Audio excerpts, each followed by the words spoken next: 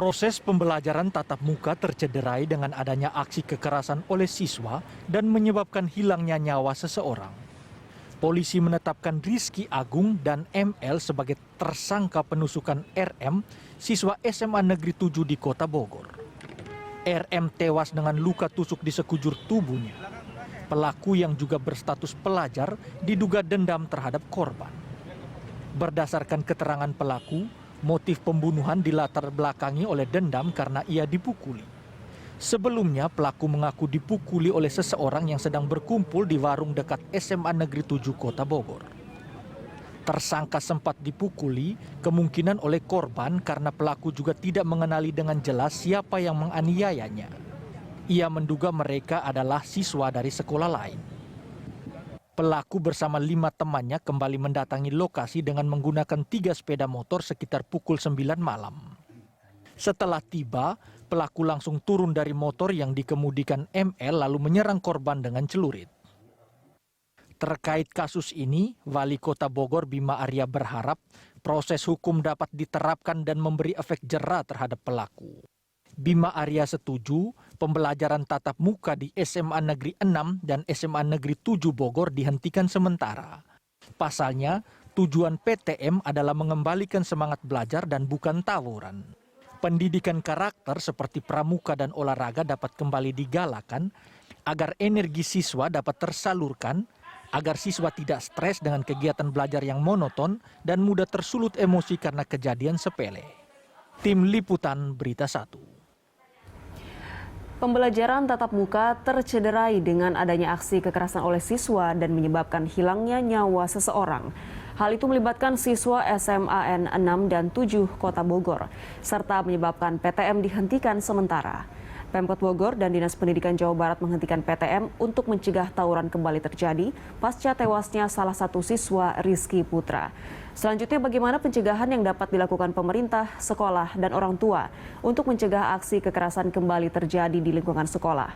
Untuk membahas hal itu telah bergabung bersama kami Kepala Cabang Dinas Pendidikan Wilayah 2, Dinas Pendidikan Provinsi Jawa Barat Imade Supriyatna, dan Komisioner Komisi Perlindungan Anak Indonesia atau KPAI Retno Listiarti.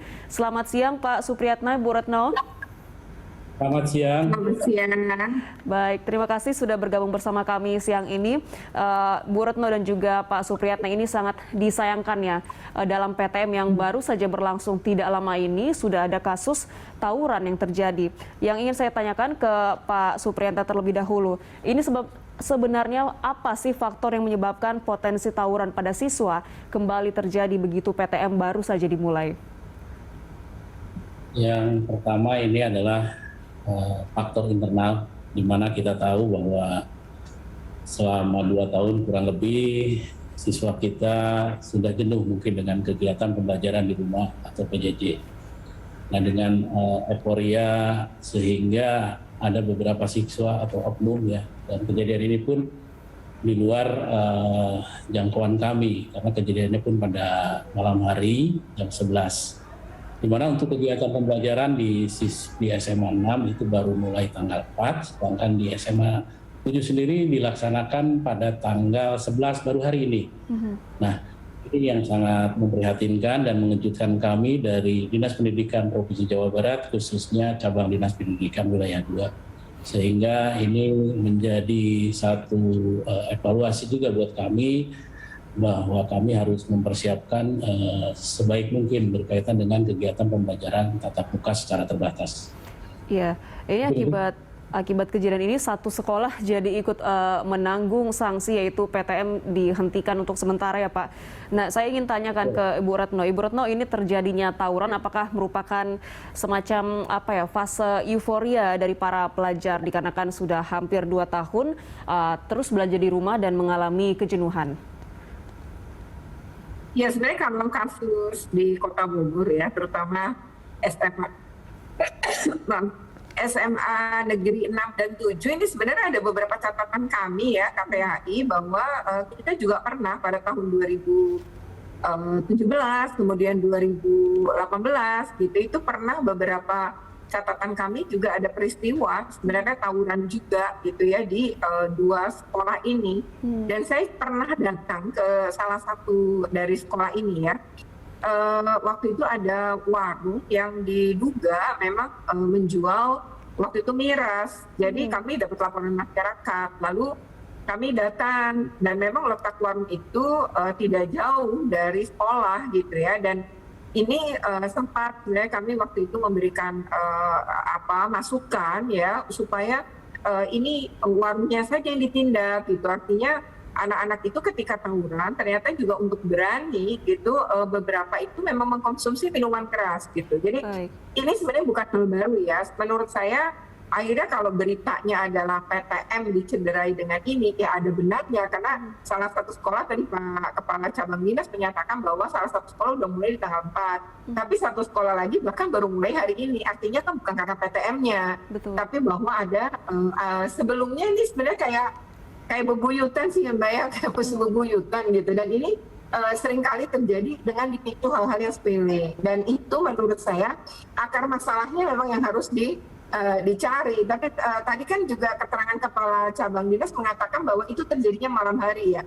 Artinya kan bukan jam sekolah juga gitu. Tapi memang untuk mengantisipasi ya terjadi yang lebih besar, misalnya saling balas, ya menurut saya memang untuk sementara itu ditutup adalah hal yang paling bijaksana karena kita memikirkan keselamatan yang lain gitu ya, anak-anak yang lain. Nah sehingga harus dilihat dulu dan harus ada kesepakatan bersama ya bagaimana dari kedua sekolah maupun dengan tadi dinas pendidikannya, karena kan ini SMA berarti di bawah provinsi ya. Nah itu bagaimana kemudian ada upaya dulu ya untuk rekonsiliasi gitu ya, artinya tidak saling membalasnya harus terjadi gitu ya, maksudnya ini kesadaran bersama demi melindungi kepentingan semua dan demi pembelajaran tatap muka yang mungkin sebagian besar anak merindukan ini gitu ya. Jadi menurut saya ini memang bukan kasus baru ya, tapi memang mencederai akhirnya kondisinya pas tatap muka paling tidak untuk sekolah yang sudah tadi memulai di tanggal 4 Oktober. Baik, nah ini menyusul pernyataan dari Ibu Retno, ini harus dicari akar masalahnya.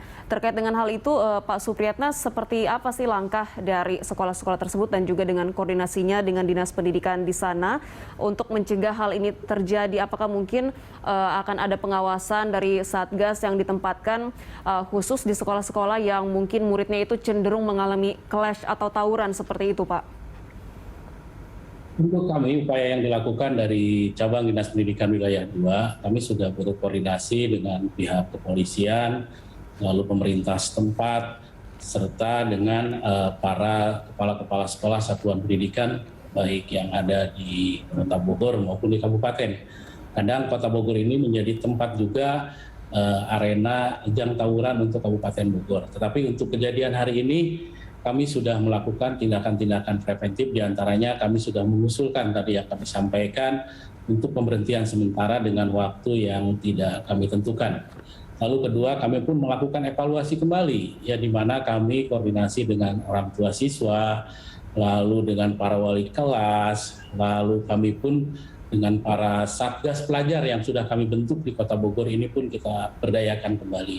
Dan kami pun berusaha untuk bagaimana ke depan kami akan coba melakukan deklarasi stop anti tawuran, di mana kami akan mengundang para alumni, ya terutama ini alumni pun sangat berdampak sekali untuk kegiatan tawuran ini. Nah mohon kiranya kami mohon dukungan dari seluruh pihak bahwa kegiatan stop tawuran ini adalah merupakan pencegahan yang akan kami lakukan, di mana kami akan melibatkan beberapa elemen-elemen masyarakat di mana kegiatan ini semoga tidak terjadi lagi. Insya Allah ini ya kami pun akan berusaha semampu mungkin untuk melakukan patroli-patroli di lingkungan-lingkungan sekolah yang betul-betul menjadi rawan sebagai titik tawuran. Mungkin itu sementara yang akan kami lakukan di Cabang Dinas Pendidikan Wilayah 2. Baik, sudah ditangkap apa yang disampaikan Pak Supriyatna.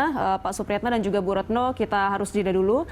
Pemirsa jangan kemana-mana, Lunch Talk akan kami lanjutkan usai jeda.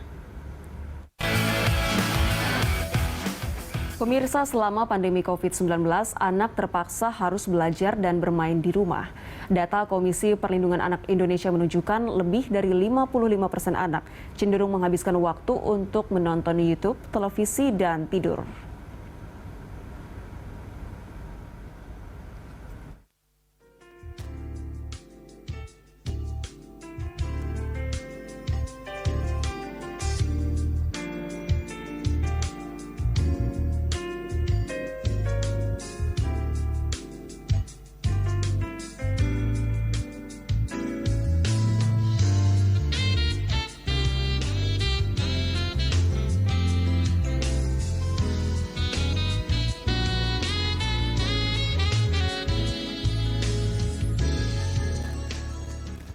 Iya, kita lanjutkan dialog kita masih bersama dengan Kepala Cabang Dinas Pendidikan Wilayah 2, Dinas Pendidikan Provinsi Jawa Barat Imade Supriyatna, dan Komisioner Komisi Perlindungan Anak Indonesia KPAI Retno Listiarti. Saya ke Ibu Retno dulu. Bu Retno, tadi kita lihat data aktivitas yang paling banyak dilakukan oleh anak ya selama masa pandemi selain belajar, itu tadi ada menonton dan juga tidur. Nah ini kalau tadi Anda sebutkan sebenarnya faktor utama yang menyebabkan terjadinya tawuran itu tidak semata-mata oleh faktor kejenuhan saja.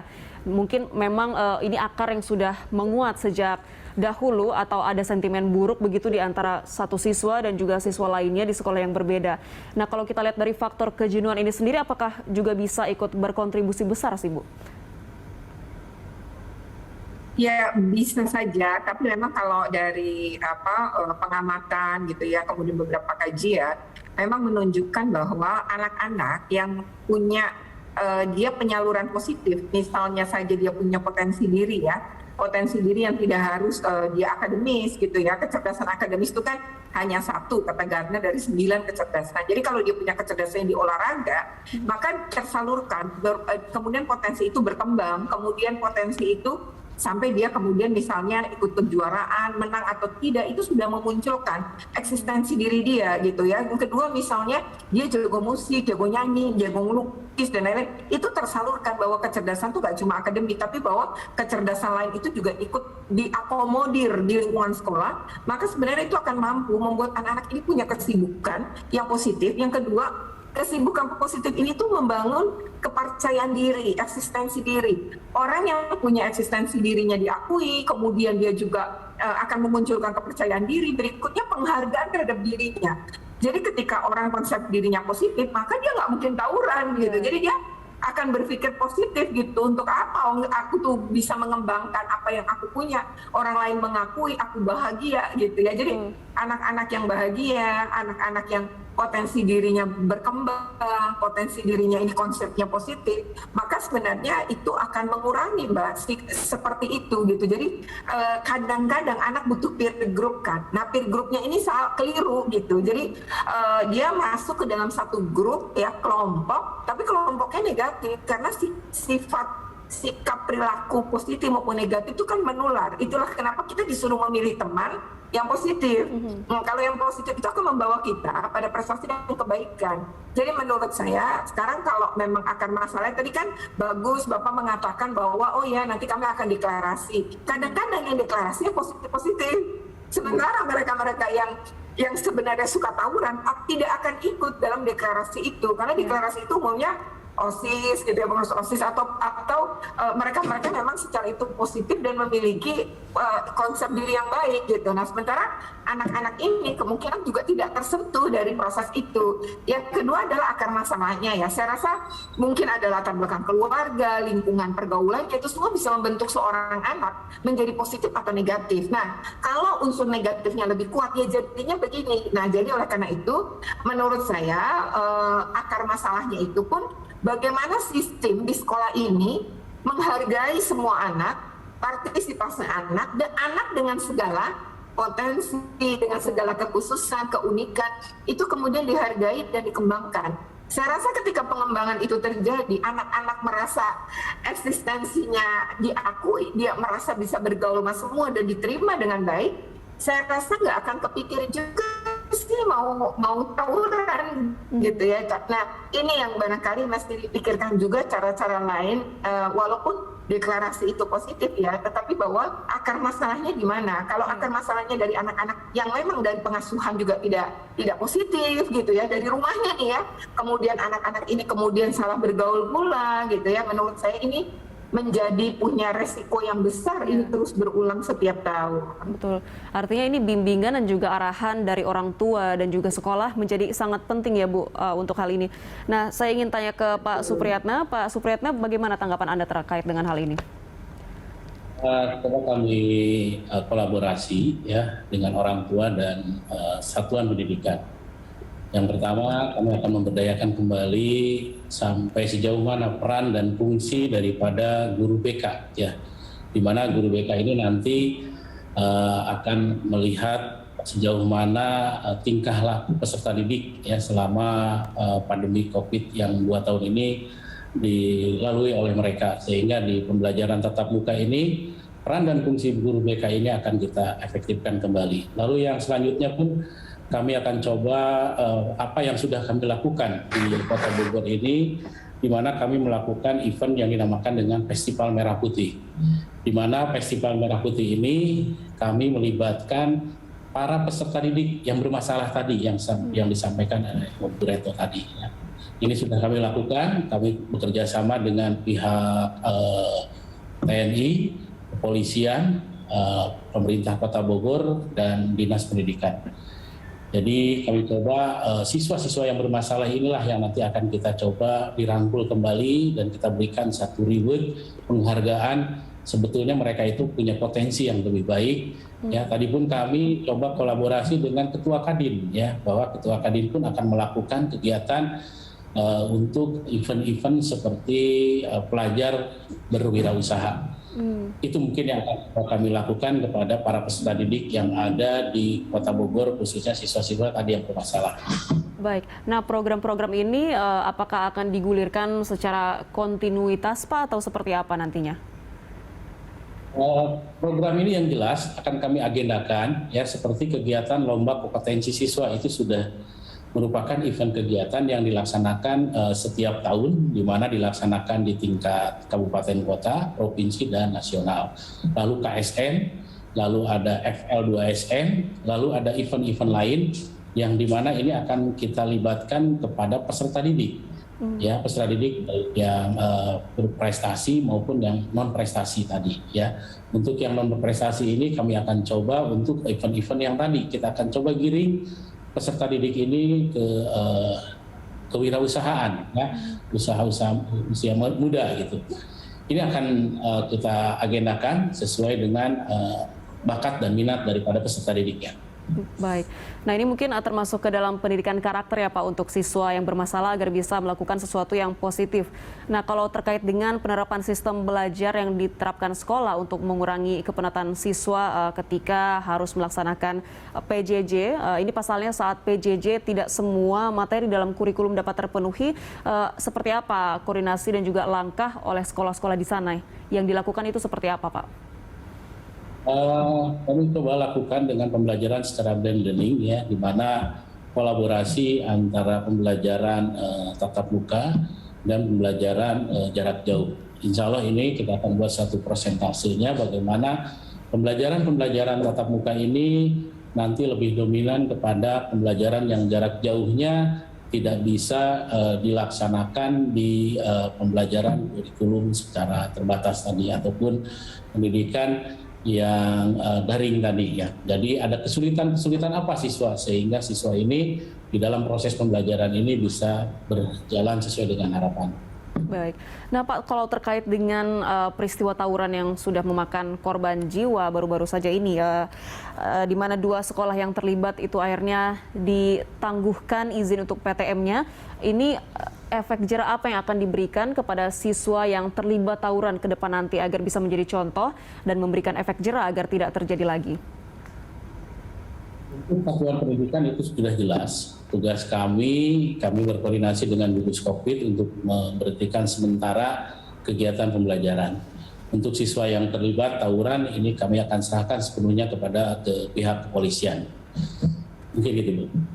Baik, saya mau ke Ibu Retno. Bu Retno, terkait dengan tindakan penghilangan nyawa yang sudah dilakukan oleh salah seorang siswa dalam peristiwa tawuran tersebut. Ini sebaiknya untuk kedepannya, untuk memberikan efek jerah agar bisa dicontoh oleh siswa lain agar tidak melakukan hal yang serupa, apa masukan dari KPAI sendiri? Ya, pertama ini kan masuk dalam proses hukum ya, karena hilangnya nyawa seseorang. Nah, kalau ini korbannya anak, tetapi pelakunya juga anak. Kalau di dalam sistem peradilan pidana anak, Indonesia itu punya Undang-Undang 11 tahun 2012 tentang sistem peradilan pidana anak. Nah, atau kita sering menyebutnya sebagai Undang-Undang SPPA. Nah, di dalam Undang-Undang SPPA ini, kalau pelakunya anak, memang ketentuannya berbeda dengan pelaku orang dewasa. Jadi kalau dalam KUHP misalnya, membunuh orang itu 20 tahun. Maka kalau dalam Undang-Undang SPPA, itu ketentuan hukumannya hanya separuh. Jadi anak itu hanya bisa dituntut maksimal 10 tahun. Nah, nanti ketika ketika ini misalnya digelar di pengadilan P21, kemudian masuk ke pengadilan, maka akan ada proses juga di mana di dalam Undang-Undang SPPA itu ya ketika tuntutan dalam prosesnya itu semua berbeda. Kalau anak dia harus didampingi, dia berhak atas rehabilitasi psikologi. Jadi nanti pelaku ini akan direhab secara psikologi. Ya. Nah, lalu kalau keputusannya adalah ya misalnya di dalam keputusan dengan hukuman di atas 7 tahun, ini nggak bisa diversi. Diversi itu penyelesaian di luar pengadilan. Untuk kasus ini harus ke pengadilan. Nah, ketika proses pengadilan, biasanya hakim itu akan melihat juga, Mbak, dari proses di mana anak ini gimana sebenarnya pengasuhannya, dia itu seperti apa, itu nanti psikolognya akan dimintai juga itu keterangan oleh hakim. Nah, biasanya kalau udah gini kita akan melihat tuh latar belakangnya seperti apa. Nah, nanti kalau karena kesalahan anak itu nggak pernah berdiri sendiri, ada faktor orang dewasa di sekitar anak yang mempengaruhi ya anak misalnya melakukan satu tindakan semacam itu. Nah, di sini di dalam Undang-Undang SPPA, hukuman anak itu memang anak tuh sebisa mungkin dihindari dari penjara karena akan lebih parah. Tapi kalau memang nggak mungkin ya seperti kasus ini misalnya karena meninggalnya seseorang, maka biasanya hukumannya akan dipertimbangkan oleh hakim. Nah, salah satu hal untuk menimbulkan efek jerah misalnya pada pelaku, maka itu akan ada rehabilitasi psikologi. Tapi ini kan menyelesaikan satu kasus yang di situ. Sementara kasus-kasus tawuran ini di Kota Bogor ini cukup tinggi ya. Yeah. Nah, oleh karena itu ini perlu sebenarnya melakukan evaluasi menyeluruh. Jadi kalau tadi program-program itu sudah dilakukan, yang kedua akan dilakukan, maka perlu sekali untuk dievaluasi. Sebenarnya itu efektif tidak program-program itu? Ya kok ini terus? Nah, kalau tidak, karena biasanya dalam kasus-kasus seperti itu anak nggak berubah kalau pola pengasuhan nggak berubah. Jadi pendekatannya juga harus intervensi keluarga. Jadi ini harus pendekatan. Jadi kan Dinas Pendidikan pasti nggak bisa melakukan sendiri. Nah, dalam hal ini perlu dengan Dinas Pemberdayaan Perempuan dan Perlindungan Anak, dengan UPTD, ya PP2, PP2A, itu mereka punya psikolog. Nah, di sini anak-anak yang punya masalah misalnya, anak itu keluarganya bercerai, walau sebenarnya banyak keluarga bercerai, ayah ibu bercerai juga dia baik-baik aja. Tapi misalnya itu menjadi salah satu pemicu, dia ikut siapa, itu harus diketahui. Oh iya, dia ikut neneknya, atau dia ikut ayah, atau ikut ibunya. Nah, itu biasanya akan terjadi perubahan perilaku. Ketika seseorang tidak mendapatkan kasih sayang dari kedua orang tuanya, kadang mempengaruhi perilakunya. Nah, jadi artinya ini perlu dipetakan. Jadi anak-anak mana yang punya potensi. Jadi misalnya dalam satu sekolah gitu ya, ini 6 dan 7. Begitu anaknya masuk di pelajaran tahun pertama, itu ada pendataan juga di kelas 1, 2, dan 3, apakah ada anak yang tidak ikut ayah ibunya karena perpisahan orang tua misalnya. Nah, itu akan disisir. Kemudian yang kedua, potensi lain. Misalnya apakah ada gitu ya potensi-potensi lain yang kecil di sekolah. Nah, lalu ini sebagai mitigasi gitu ya, dimitigasi gitu resiko yang akan terjadi, maka bisa tuh anak-anak ini menjadi target-target upaya untuk rehabilitasi tadi. Baik. Nah, biasanya anak-anak yang bahagia, anak-anak yang secara itu terpenuhi gitu ya kasih sayang, harga diri, kehangatan, itu akan jadi anak yang baik. Artinya anak bahagia akan membahagiakan orang lain gitu. Dia akan memperlakukan orang lain juga baik agar semua orang bahagia seperti dirinya. Tapi anak-anak yang tidak bahagia ya dia akan membuat juga orang lain untuk nggak bahagia seperti dia gitu. Jadi ini hal-hal psikologi ini patut sekali menjadi pertimbangan. Betul. Nah tadi kan kata Bapak bahwa aku memberdayakan guru BK. Oke, guru BK.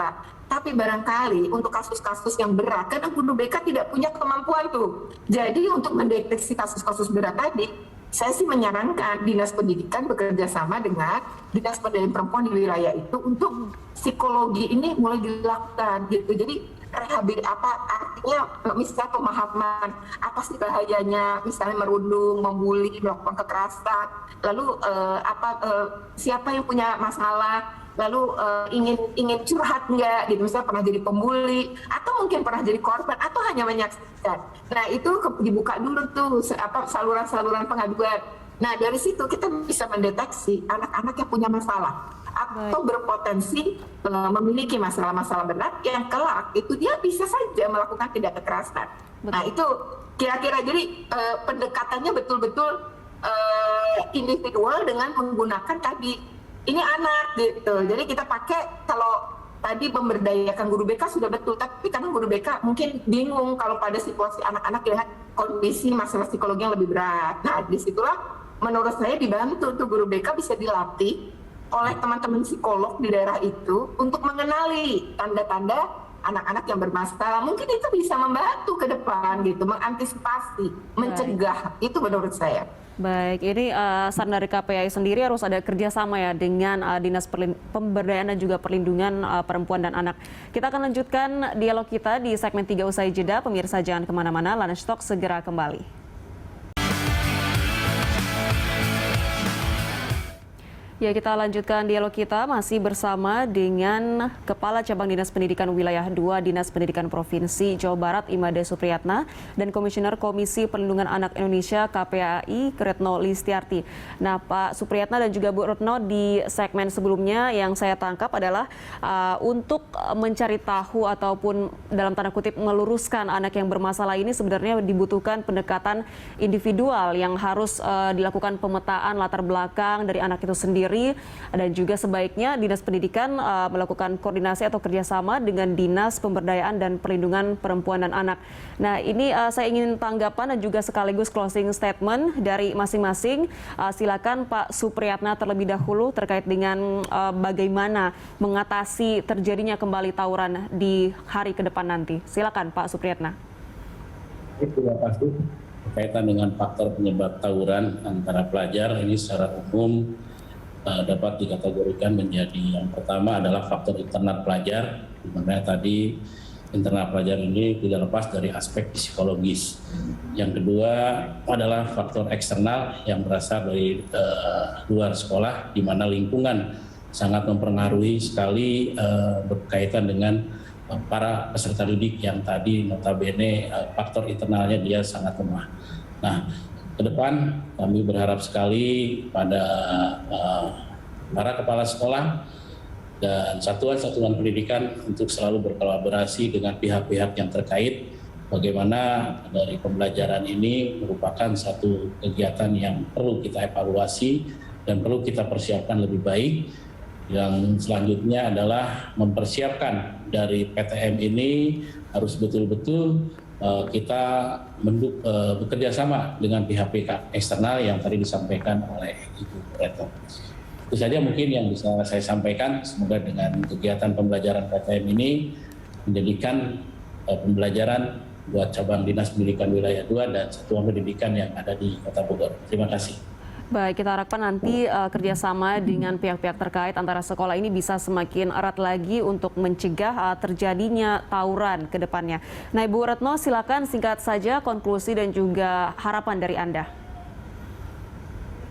Ya, saya rasa harus segera mungkin gitu ya. Kasihan juga nih dua sekolah ini mungkin banyak yang ingin PTM tapi tertunda karena beberapa kebelindir anak. Gitu ya, menurut saya untuk itu segera saja yang diindikasi ya punya keterlibatan dalam kasus ini segera saja direhabilitasi secara psikologis. Saya rasa di UPT UPTD P2 TP2A di Kota Bogor karena ada dan tanpa biaya kan milik pemerintah juga ya, dan itu menurut saya segera aja kalau bisa datangi di sekolah gitu, anak itu dikumpulkan yang terindikasi lalu UPTD P2 TP2A dengan psikolognya itu diundang untuk melakukan assessment. Saya rasa itu menjadi penting agar kalau anak-anak yang nggak bermasalah ya udah gitu kan ya. Tapi bagi anak-anak yang bermasalah ini yang penting untuk diantisipasi. Jadi mereka juga diberi bantuan gitu ya secara psikologi, ngapain sih ngelakuin ini untuk apa dan lain-lain.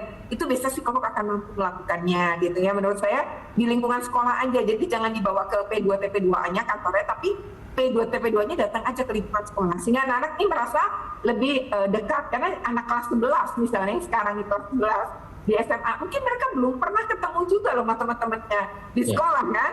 Nah, anak yang kelas 10 juga kan baru masuk, mungkin belum kenal gitu. Nah, ini yang gurunya juga kan berarti belum kenal. Oleh karena itu, didampingi guru BK, wali kelas, dan P2 TP2A, saya rasa penting ya untuk duduk bersama. Dan guru-guru juga jangan memberi stigma menurut saya kepada anak-anak ini, tapi ya sudah gitu, terima mereka apa adanya dan ajak mereka berubah. Saya pikir itu. Terima kasih. Baik, semoga nanti tindakan yang tepat akan dilakukan oleh sekolah terhadap anak-anak yang dalam tanda kutip bermasalah, dan pendidikan karakter yang diterapkan juga akan semakin baik agar kedepannya ini momen PTM memang dimanfaatkan secara benar untuk belajar ya Bu, dan tidak akan lagi terjadi tragedi seperti kemarin. Terima kasih banyak Bu Retno dan juga Pak Supriyatna sudah berbagi informasi bersama kami. Salam sehat selalu.